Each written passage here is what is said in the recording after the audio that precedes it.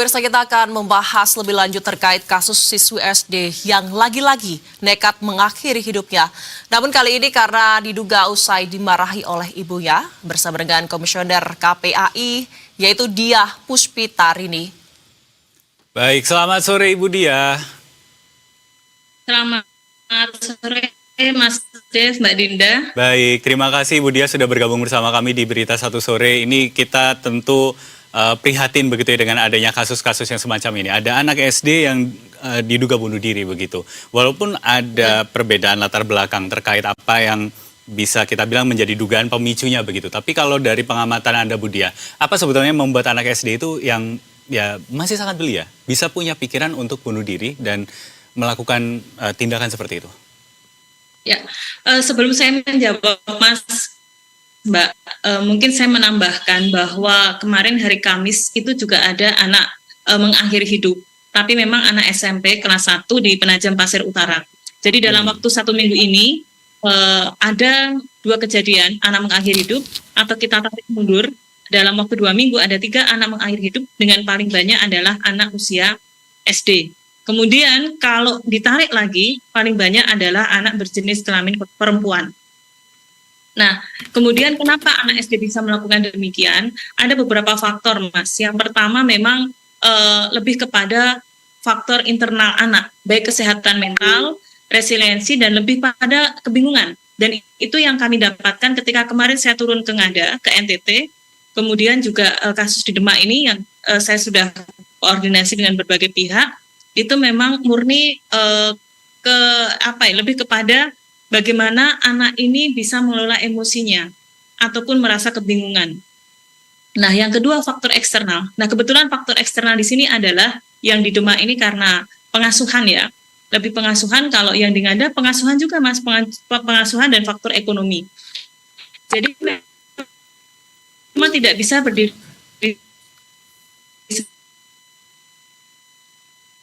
latar belakang kenapa anak mengakhiri. Ini sesuai dengan kajian di KPAI setiap tahun, di mana anak mengakhiri hidup ini faktornya rata-rata karena bullying, pengasuhan, ekonomi, dan media sosial, serta faktor asmara. Saya menduga bisa jadi anak-anak ini juga terpapar media sosial, kecuali yang di Ngada ya, karena di sana listrik pun belum ada Mas. Dia belum tidak memiliki handphone dan listrik juga tidak ada, tetapi kalau katakanlah di beberapa daerah yang lain mungkin ada juga faktor sosial di mana pada akhirnya anak mendapatkan insight untuk mengakhiri hidup, begitu. Bu Diah, berdasarkan berbagai faktor yang tadi sudah disebutkan, artinya ini menjadi pembelajaran bersama. Apa yang harus dilakukan orang tua dari segi pengawasan di sosial media maupun lingkungan agar kasus ini tidak kembali terulang? Ya, yang pertama orang tua harus memiliki kedekatan dan kelekatan ya. Saya cukup lama di Ngada ya, dan saya mendapatkan sebuah kesimpulan baru bahwa memang kedekatan antara orang tua dengan anak, terus kemudian sosok figur orang tua itu menjadi sangat penting bagi anak. Anak bisa mendapatkan kenyamanan, anak kemudian bisa merasakan bahwa dirinya hidup pada sesungguhnya, itu ketika ada kedekatan dengan orang tua. Yang kedua, kita juga melihat bagaimana cara penyampaian pada anak. Ada hampir kesamaan ya di Ngada dengan yang di Demak ini. Jadi faktor ibu ya, ibu menyampaikan pesan yang kemudian bagi anak ini sangat keras, barangkali seperti itu. Yang di Demak juga demikian. Sehingga anak yang memiliki mental yang agak rapuh, kemudian dia juga mengalami kebingungan, distorsi dan lain sebagainya. Pada akhirnya dia merasa bahwa ibunya ngomong seperti itu tuh berarti saya sudah tidak diakui lagi, saya tidak ada apa-apanya. Dan salah satu bentuk dia akhirnya hopeless ya dengan cara mengakhiri hidup. Mungkin seperti itu, Mbak. Oke, Bu Diah, tadi kan Anda sebutkan memang orang tua itu harus ada kedekatan, ada kelekatan dengan anak begitu. Tapi kemudian kan kalau kita melihat dari 2 kasus ini sebenarnya dari pihak orang tua begitu, dari ibunya. Ya. Ini mungkin ada masalah dalam situasinya sendiri yang tidak bisa dikomunikasikan dengan baik kepada anaknya begitu. Nah, ini bagaimana kemudian agar ketika orang tua misalnya punya masalah, ini bisa diredam sehingga kemudian tidak menimbulkan misalnya katakanlah perasaan-perasaan diabaikan atau mungkin perasaan tidak dianggap oleh orang tua begitu pada anak ini. Ya, saya kira di kasus yang anak mengakhiri hidup itu tidak sederhana, misalnya orang tua marah terus kemudian anak mengakhiri hidup, ya, tidak sesederhana itu.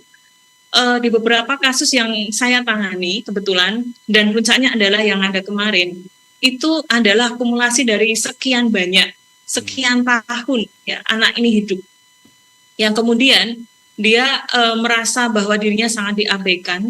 Dia juga merasa bahwa dirinya sudah tidak berarti. Pada akhirnya ya sudah, saya mengakhiri hidup. Nah, di Demak ini barangkali lebih ke pengasuhan yang terlalu protektif, ya. Balik ke terlalu kasus, ya. protektif itu juga mempengaruhi.